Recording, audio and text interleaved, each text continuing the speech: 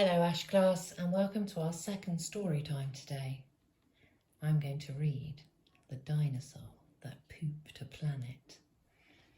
This used to be one of my son's favourites.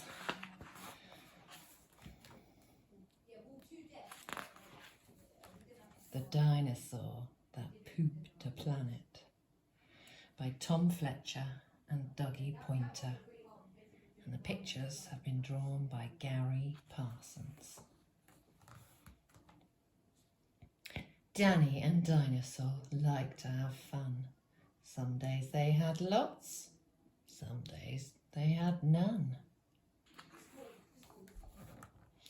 One day they were bored, they had no games to play. Danny said, "Dinosaur, what shall we do today? We could mow the lawn, we could tidy the place, we could do our chores, or we could go to space." "But you mustn't forget to have lunch," said their mummy. "You cannot have fun without food in your tummy." So they packed a packed lunch for the Science Museum, where rockets were kept if you wanted to see them.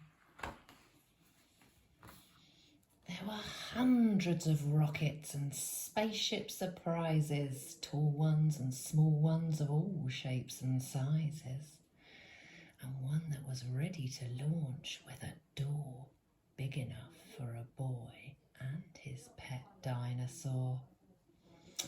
They ignored all the warnings. They couldn't care less. They pressed all the things they shouldn't have pressed. T-5, 4, 3, 2, 1, ignition! They started their intergalactic space mission. They flew higher than houses and buildings and cranes, much higher than birds, even higher than planes. "We're in space!" Danny yelled as they floated around. But the dinosaur's tum made a rumbling sound. "Is it time to have lunch?" Danny looked at his watch. Then he looked all around for the dino's lunchbox. Danny started to worry, then started to panic. They'd left their packed lunches back home on their planet. Oh no. So with no food on board, not the smallest of crumbs, a disastrous dinosaur feast had begun.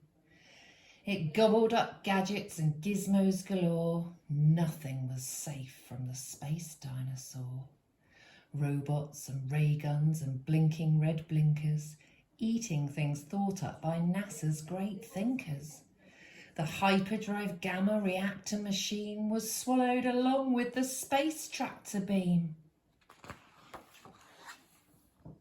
It chewed and it chomped on the spaceship controls. The rocket was dotted with dino tooth holes. Inside it was bare. The spaceship was empty. Outside there were more things to eat. There was plenty. It broke down the door with a cool ninja chop. Hi-ya! Out in space, dinosaurs are much harder to stop. It chomped on the moon like a big chunk of cheese, then shoved even more in its mouth with a squeeze. It munched on the Martians from Mars and their cats. Their cats are like ours, but their cats wear cool hats. Satellites, Saturn and 6 supernovas, shape-shifting saucers and 7 space rovers. It guzzled 5 gallons of fuel from the tank, and Danny's jaw dropped as he watched what it drank. With a crunch and a crack and a nom, nom, nom, nom, in one dino gulp, their rocket was was gone. Now nothing was left. All Danny could see was a fat dinosaur where the rocket should be. And so they were stranded with no way back home. Just Danny and Dino in space, all alone. Now Danny was crying. He cried and he cried. He cried and his tears filled his spacesuit inside. Unless they were going to stay there forever, the dinosaur needed to do something clever. With a feeling of guilt deep down in its gut, its brain brewed a plan involving its butt. It knew there was only one thing it could do to get them back home. It needed to poo! Like a poop-powered rocket, the dinosaur flew. Dan hopped on its back and watched as it pooed. It pooped out the robots and ray guns and blinkers. The things NASA's thinkers thought up were now stinkers. It pooped out the moon. It pooped out the stars. It pooped the space rovers and Martians from Mars. When Danny looked back, he could see a poop trail from far out in space to the dinosaur's tail. They headed for Earth and they started to orbit. It pooped on the clouds, but the clouds just absorbed it.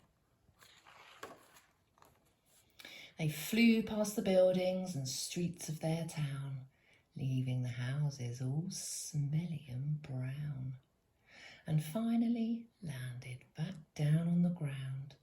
Hooray! Danny cried. We are home, safe and sound.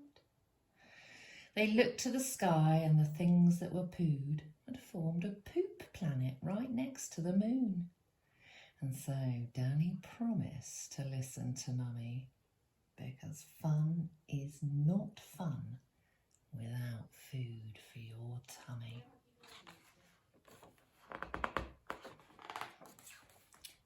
Just when you thought all the pooping was done, a Mars cat plopped out of the dinosaur's bum. They got one of those cool Mars cats, just like our cats, but they wear cool hats. I hope you enjoyed the dinosaur that pooped our planet. Take care, guys. See you soon. Bye.